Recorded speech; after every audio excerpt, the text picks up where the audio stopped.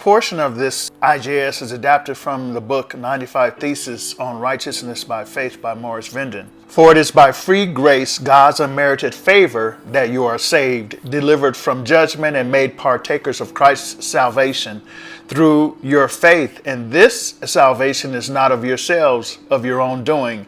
It came not through your own striving, but it is the gift of God. Ephesians 2:8 Amplified Version. If we are saved by faith and not by our works or obedience, what is the reason for good works? There are people who will ask this question: if good works do not play a part in saving us, what value are they?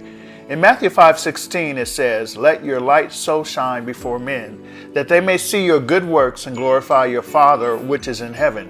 Here we see the purpose of good works is for the purpose of bringing glory, attention to God.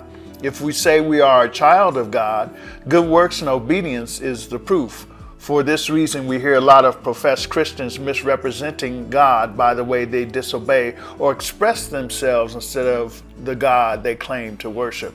God deserves us bringing glory to Him. In Psalm 68:19, David explodes with this: "Blessed be the Lord who daily loadeth us with benefits." Do you recognize your benefits?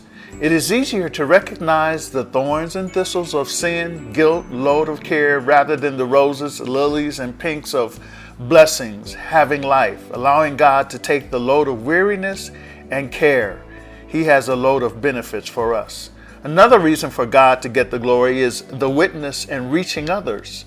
When others see Jesus lifted up in our lives, exhibited in our Christ likeness, love, mercy, and kindness, they will want to come meet Jesus for themselves.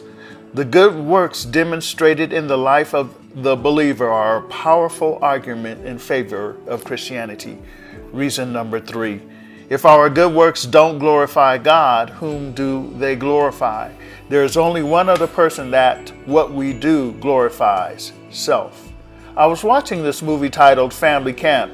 This doctor and his family came to this Christian camp. The movie seemed to be more of a parody. Anyway, the doctor had saved this man from choking on an ill-swallowed piece of food. All the people were shouting and applauding praise to this quote-unquote Christian doctor. He was spurring them on and dancing to the praise. Then he pointed toward heaven saying, "It belongs to God." But as the people kept on, he laughingly said, "Okay, it was a little of me." Human nature wants praise, even doing it in the name of God. Either God is glorified or we take the honor and glory and credit for ourselves. Now I'm laying the book aside. A fourth reason is our works and obedience prove we have the faith that saves us. So also faith, if it does not have works, deeds, and actions of obedience to back it up, by itself is destitute of power, inoperative, dead. James 2:17 Amplified. But someone will say to you then, "You say you have faith and I have good works. Now you show me your alleged faith apart from any good works, if you can, and I by good works of obedience will show you my faith." Verse 18. Verse 19, you believe that God is one, you do well. So do the demons believe and shudder in terror and horror, such as makes a man's hair stand on end and contract the surface of his skin. Verse 20, was not our forefather Abraham shown to be justified, made acceptable to God by his works, when he brought to the altar as an offering his own son, Isaac? Read that in Genesis 22, 1 through 14. You see that this faith was cooperating with his works, and his faith was completed and reached its supreme expression when he implemented it by good works. Verse 22, Amplified. And so the scripture was fulfilled that says, Abraham believed in, adhered to, trusted in, and relied on God.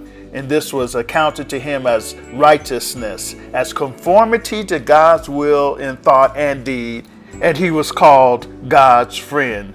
Verse 23. A fifth reason for glorifying God is the more we choose to glorify, honor, and obey him, the more we receive of the Spirit of God and become more like him, fulfilling God's desire for us. Even everyone who is called by my name, whom I have created for my glory, whom I have formed, whom I have made. Isaiah 43:7. The word glory foundationally and fundamentally means character, exhibiting God's character, which essentially is love. God recreates his character in us when we choose him, transforming our thoughts and feelings to become like his glory, his character. When we say we are Christians, we are called by his name, Christ's. We boast of Christ, we glorify God, and self is crucified and no longer lives. The life we now live in the flesh, we live by faith of Christ and no longer I. This is why we give God the glory. I'm just sharing.